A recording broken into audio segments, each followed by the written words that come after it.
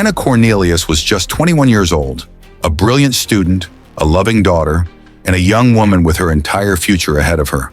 She loved music, loved books, and dreamed of making a difference in the world.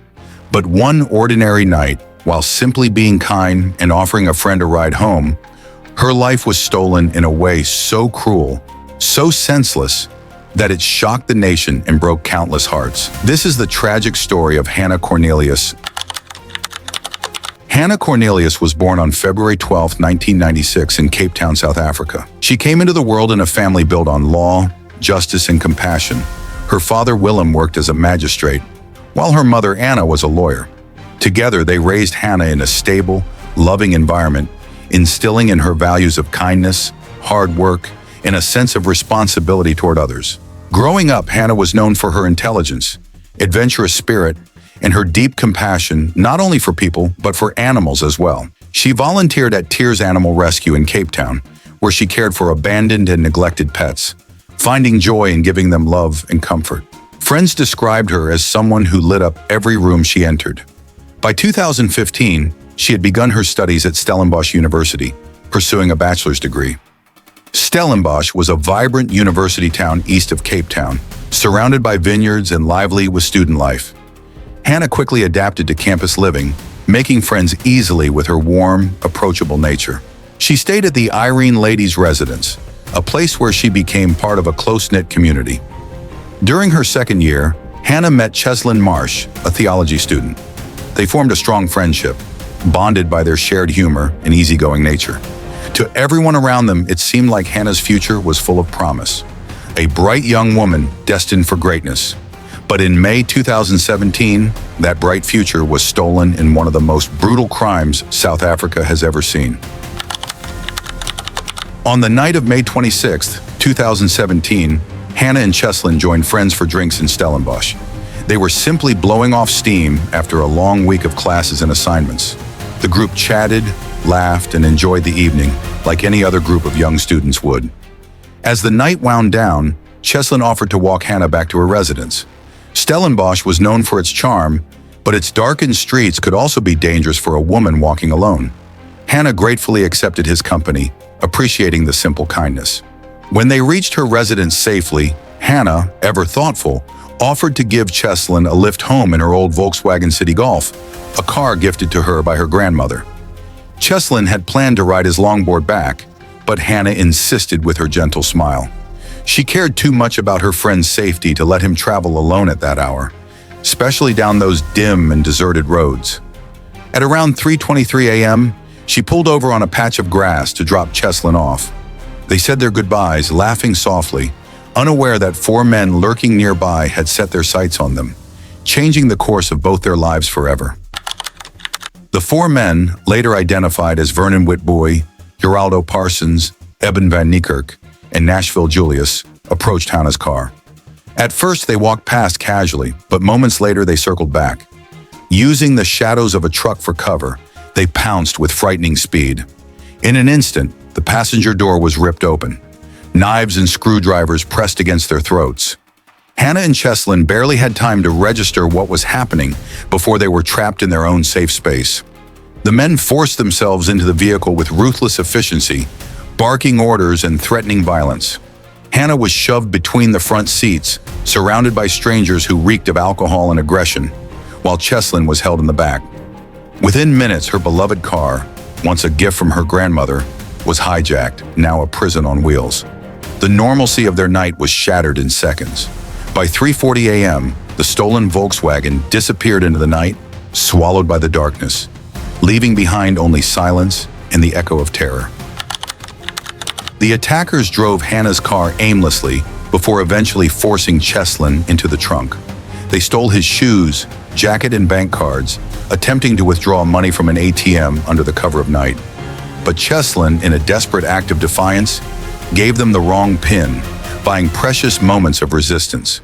Furious, the men continued driving, taking Hannah with them in the front seat.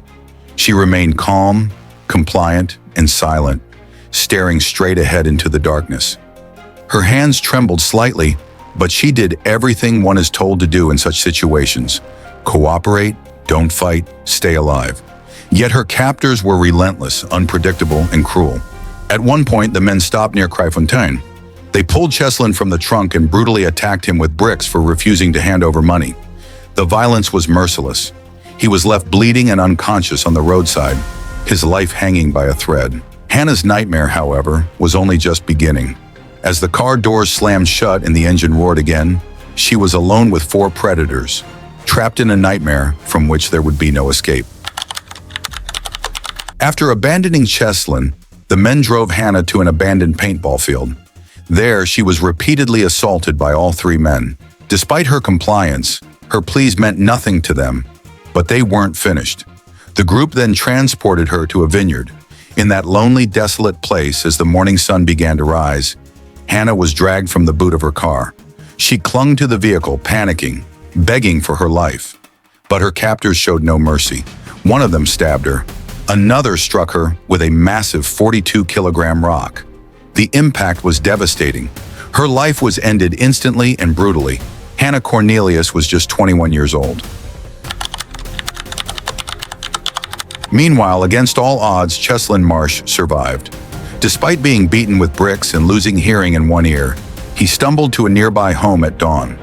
Dazed and covered in blood, he begged the startled residents for help. Police were immediately alerted, and Cheslin gave them every detail he could remember.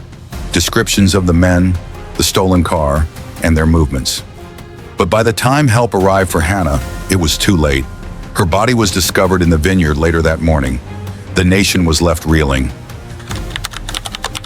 The 4 attackers didn't stop with Hannah and Cheslin. In the hours that followed, they continued their crime spree, robbing and kidnapping more victims across the area. But their recklessness sealed their fate. Surveillance cameras captured them using stolen bank cards, and police tracked Hannah's distinctive Volkswagen. By evening, a dramatic chase unfolded, ending with officers surrounding the suspects. One by one, they were caught. The arrest brought relief, but the horror of what they had done left South Africa in shock. In May 2018, the trial of the 4 men began. The evidence was overwhelming. CCTV footage, stolen belongings, DNA evidence, and most importantly, Cheslin's testimony. Cheslin bravely took the stand, recounting the night in harrowing detail. He told the court how he had been forced to lie on a brick, believing he was about to be executed. His words left the courtroom in the stunned silence. Despite the evidence, the men showed little remorse. Some even laughed during proceedings, but the jury saw through their facade. Vernon Witbooi, Geraldo Parsons, and Eben van Niekerk were sentenced to life imprisonment. Nashville Julius, who had left the group earlier in the night, received 22 years for aiding and abetting. Justice had been served, but it could never undo the pain. Hannah's parents were shattered. They had raised their daughter to be compassionate and strong, never imagining her life would end this way. At the trial, her mother Anna said, "We have lost our child, our joy, our reason. No sentence will ever fill that hole." Her friends and university community mourned deeply. Vigils were held and tributes poured in from across South Africa. Hannah was remembered not as a victim, but as a young woman full of light, laughter, and promise. Hannah's story sparked national conversations about crime, violence against women, and safety in South Africa. Her death became a symbol of the urgent need for reform and protection for vulnerable communities. Stellenbosch University planted a tree in her memory. Scholarships and charity work were established in her name. Her story continues to serve as a warning, but also as an inspiration for action. Hannah Cornelius's life was short, but her impact remains powerful. The case of Hannah Cornelius is more than a horrific crime. It is a reminder of how fragile life is, how quickly joy can turn to tragedy, and how the fight for justice and safety must continue. Her killers may have been locked away, but the lessons of her story live on. Hannah was not just a victim. She was a daughter, a friend, a student, and a compassionate soul who gave more to the world in 21 years than many do in a lifetime. If Hannah's story moved you, share it. Talk about it. Keep her memory alive.